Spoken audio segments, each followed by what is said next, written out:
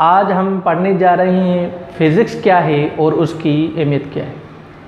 ठीक है, फिज़िक्स की डेफिनेशन के बारे में पढ़ेंगे, फिज़िक्स की डेफिनेशन मैटर एनर्जी के बारे में पढ़ेंगे और उसके अलावा जो है हम उसके बारे में पढ़ेंगे उन दोनों को आपस में क्या ताल्लुकात है, क्या इंटरेक्शन उस दोनों में। ठीक है, उसके अलावा हम ये भी पढ़ेंगे कि फिज़िक्स जो है दो मेन ब्रांचेस में डिवाइडेड है। ठीक है, उसके अलावा जो है हम फिज़िक्स की अहमियत के ऊपर जो है ना डिस्कस करेंगे, importance of the physics. Physics की अहमियत है क्या, फिज़िक्स जो है हमारी सोसाइटी में कहाँ पे ज़्यादा यूज़ होती है या उससे हमें क्या फ़वाइद मिलते हैं, जिसकी वजह से ये हमारी जो दुनिया है चल रही है।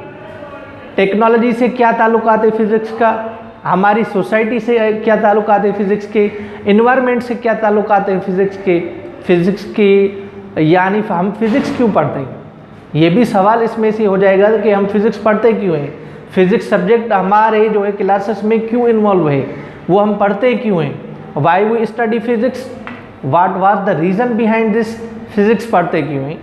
ठीक है, उसके अलावा जो है हम उसकी इम्पोर्टेंस के ऊपर गौर करेंगे, डेफिनेशन के ऊपर गौर करेंगे, फिज़िक्स पे किन साइंटिस्ट ने अब तक जो है काम किया है, मॉडर्न फिज़िक्स है, क्लासिकल फिज़िक्स है। ठीक है, सो लेट्स डिस्कस। आज हम डिस्कस करेंगे, किसके ऊपर डिस्कस करेंगे, physics and its importance. Physics क्या है एंड उसकी इम्पोर्टेंस है क्या। Physics it is a Greek word, physics जो है एक ग्रीक वर्ड है, किस में से लिया गया है, फिजिकोस विच मीन्स नेचर। यानी ये बात क्लियर हो गई कि फिज़िक्स जो है कहाँ से लिया गया है, ग्रीक वर्ड फिजिकोस में से लिया गया है, जिसका मतलब है नेचर यानी फितरत। फिज़िक्स वर्ड जो है वो वाबस्ता हुआ है नेचर लफ्ज़ से। ठीक है, फिज़िक्स बेसिकली फ़िज़िक्स जो है दो ब्रांचेस में जो है तकसीम है, एक है क्लासिकल फिज़िक्स, दूसरी है मॉडर्न फिज़िक्स। ठीक है, classical physics study of macroscopic substance, where is modern physics study of microscopic substance. ये हमें वाज़े होना चाहिए कि क्लासिकल फ़िज़िक्स जो है बड़े जो सब्सटेंस हैं, बड़े जो अशिया हैं, उनके हवाले से अगर हम स्टडी करेंगे तो वो आपकी हो जाएगी क्लासिकल फ़िज़िक्स। अगर हम मैग्नेट के बारे में स्टडी करेंगे या रॉक के बारे में स्टडी करेंगे या इससे भी बड़ी चीज़ के बारे में स्टडी करेंगे तो वो आपकी हो जाएगी क्लासिकल फ़िज़िक्स। मॉडर्न फिज़िक्स जो है वो स्टडी क्या है, माइक्रोस्कोपिक। माइक्रो मीन्स स्मॉल, छोटे से। अगर हम छोटे से ज़रात के बारे में स्टडी करेंगे जैसे कि इलेक्ट्रॉन, प्रोटॉन, न्यूट्रॉन, तो वो क्या कहलाएगा, मॉडर्न फिज़िक्स।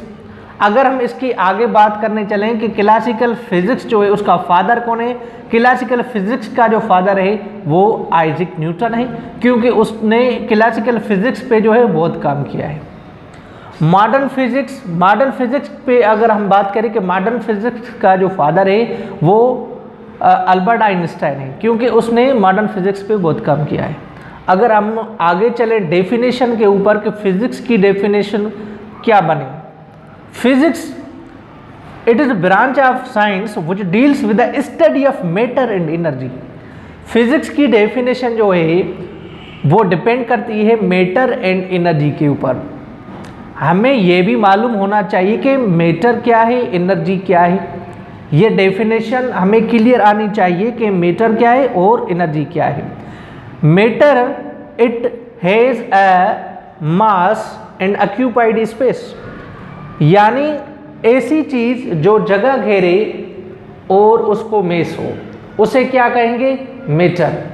उसे क्या कहेंगे, मैटर। मैटर किसको कहेंगे, जो चीज़ जगह घेरे और उसको मेस हो। जैसे कि एक कुर्सी है वो जगह घेरती है और उसको मेस भी है। ठीक है, एनर्जी क्या है, तवानाई।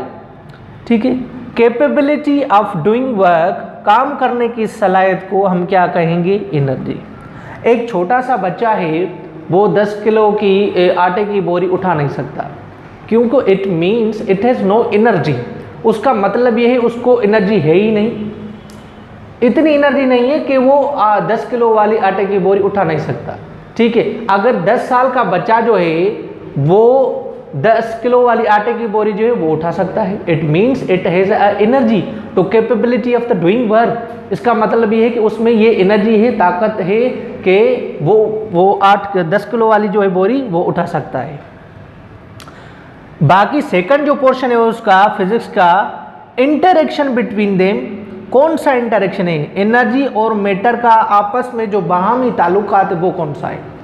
दोनों में जो ताल्लुकात हैं वो कौन सा है? पहली टर्म्स ये हुई definition, study of matter and energy, और दूसरा टर्म इसका क्या है, दूसरा पार्ट क्या है फिजिक्स की डेफिनेशन का, interaction between matter and energy, यानी मादा और तवानाई के दरमियान कौन से ताल्लुकात हैं, क्या बाहमी ताल्लुकात हैं, उस पर हम डिस्कस करेंगे। जैसे कि फैन जो है वो बज़ाहिर एक क्या है, मादा है, मैटर है, ठीक है।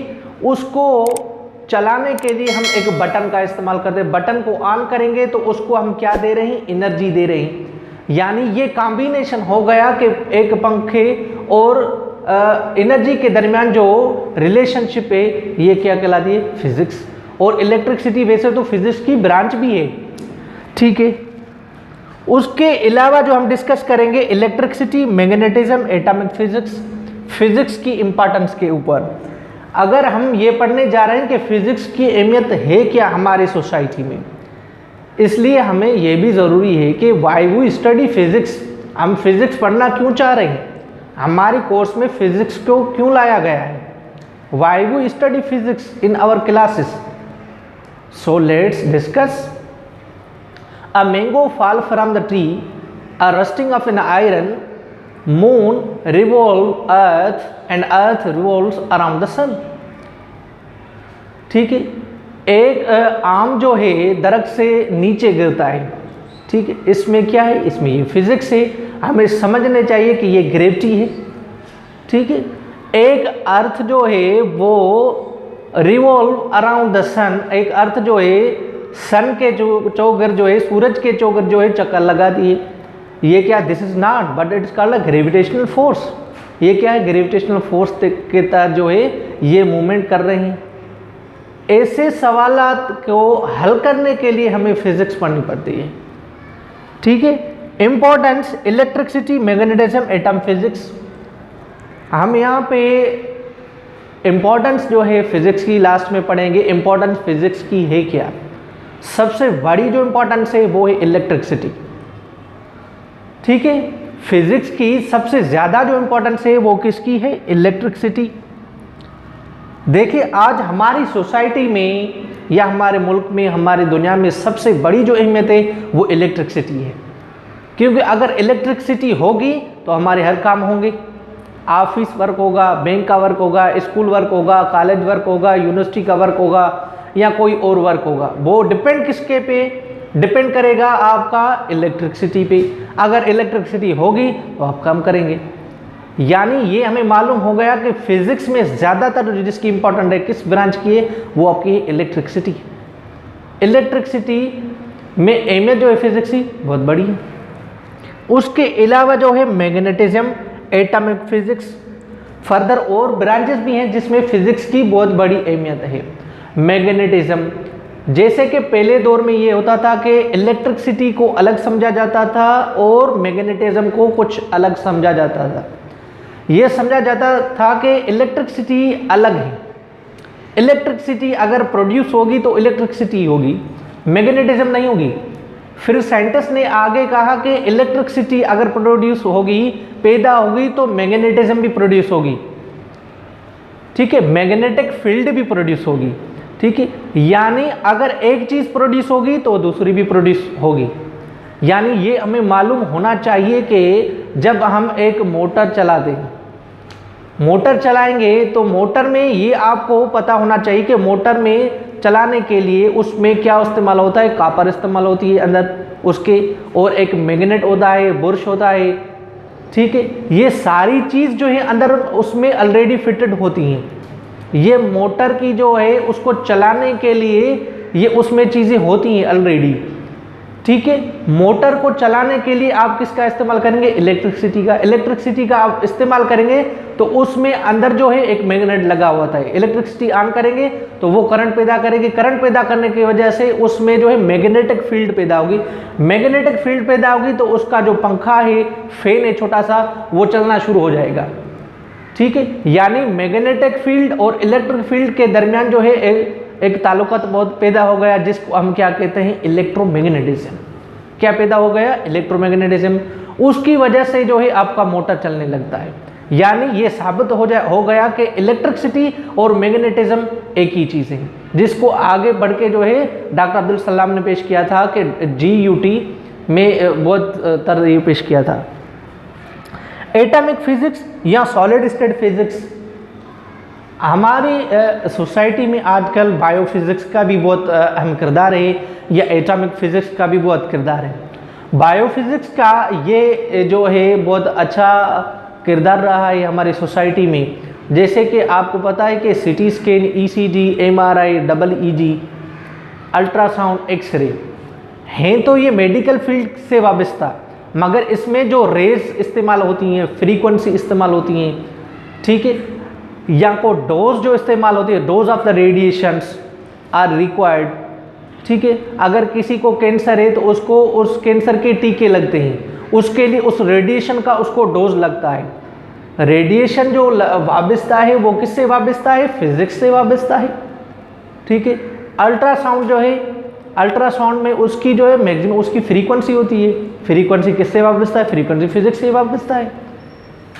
ठीक है, CT स्कैन हो गया आपका या MRI हो गया, मैग्नेटिक रेज ऑफ इमेज। अगर आपको दिमाग में चोट लगती है या कोई ऐसा प्रॉब्लम है जो डॉक्टर जो है डायग्नोस नहीं कर पा रहा, डॉक्टर को पता नहीं चल रहा कि दिमाग में है क्या, तो आप उसको, डॉक्टर आपको बोलेगा कि MRI करा के आओ, मैं आपको चेक करूंगा दिमाग में है क्या।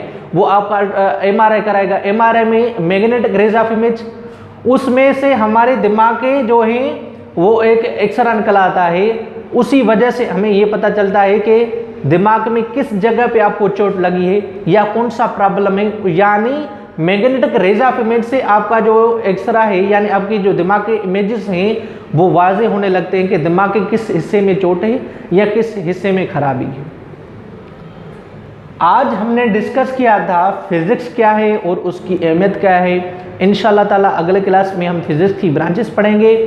हमारे YouTube चैनल है इल्म जो खजानो, उसको लाइक करें, कमेंट करें, शेयर करें। अल्लाह।